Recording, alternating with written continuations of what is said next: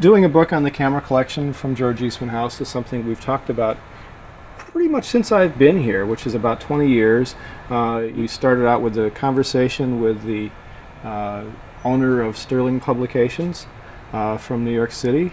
It was over a dinner. We kind of went through a little bit of what we had here. We toured him through the collection, and we decided to do a book on 150 cameras from the collection. And then a little bit later, when they went to sell the book to Barnes & Noble, who's the major distributor of the book, they wanted a history of photography, so we were to also include 100 images from the photographic collection here. So what we have, what started out being a camera book, actually ends up being a book on the history of photography as told through the camera. What I decided to do in staging or in putting the book together was to stage it out. So we're actually kind of looking at a behind-the-scenes look at producing the book. We sorted the various objects by size. They had to be moved down to our studio for photography purposes, photographic purposes. We also needed to have access to all of these objects. I gave our studio photographer instructions to photograph, a three-quarter view from the right, a three-quarter view from the left, a straight-on view.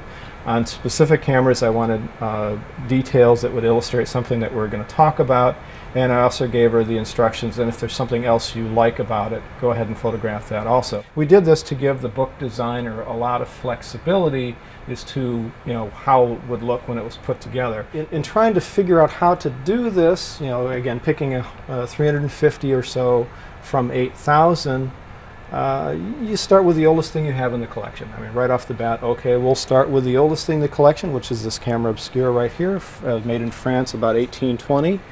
Over here, this is the Giroux. Was introduced in August of 1839, signed by Daguerre, and again, these would be the first commercially manufactured cameras. And right up there with the Giroux Daguerreotype camera is what's usually thought to be the oldest documented camera sold in the U.S. This is the camera purchased by Dr. Samuel Bemis on April 15th of 1840, the Royal Mail. This comes out about the turn of the century. It's a 15 lens camera. This is actually a little copy camera. It's designed to photograph another photograph, and what it does is it makes 15 very small images, which today we call thumbnails, and they were designed to be shared, so you could trade them with your friends. This is a string set Kodak, again, one of the most important cameras in the history of photography. This happens to be serial number 6. It's the earliest one that I know of, and unlike lots of other cameras, it still works. Try doing that with your digital camera in about 100 years. I also mentioned there are cameras that are legendary, and certainly the Nikon F falls into that category. It's introduced in 1959, sold for up until about 1973 virtually unchanged. I mean, can you imagine today producing the same camera virtually unchanged for that amount of time? This is the Canon Photura, and it was advertised with the slogan, "Hold the future of photography in your hands." That's really kind of a neat camera. I know people would go through them with airports and try to prove there were cameras through security in the old days. It's about 1988, and it has a lot of nice features. It's kind of a zoom, what we call a zoom camera today, a Z camera. But it's a film camera. This is the what's usually called the Lunar Hasselblad. It's actually technically called the Hasselblad Electric Camera, or HEC.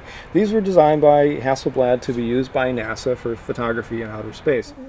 We're in an unusual position that we actually have all of these things in the same organization. Generally speaking, the rest of the world would put the cameras in a science museum, the images would live in an art museum, the paper that we used, the catalogs to research the information on would be stored probably in a rare book part of a library. We have all these in the same place, so it really positions us to do a real history of photography where we can take the camera that Nick Murai used to photograph Marilyn Monroe and also have that camera and those images together, because we have them at the Eastman House. We have Joe Rosenthal's Speed Graphic and the the image, probably the best known image ever made, of the flag racing at Mount Suribachi. We have Coburn's shoe delta reflex and the octopus image he made with it. We have Stieglitz's RB Auto Graflex and the steerage, and we have the CDV camera by Disteri. He actually invented the process, believe it or not, and an uncut sheet made with that camera.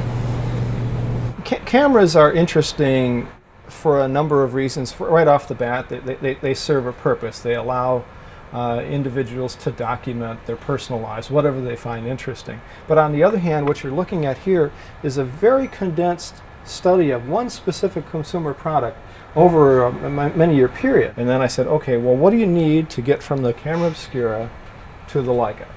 We wanted to create a book that would be a general interest book that would be of interest to collectors and historians who are interested in the history of photography, and also to those people who have just a general interest who might want to learn a little bit more. So we came up with a book that would hopefully satisfy both audiences.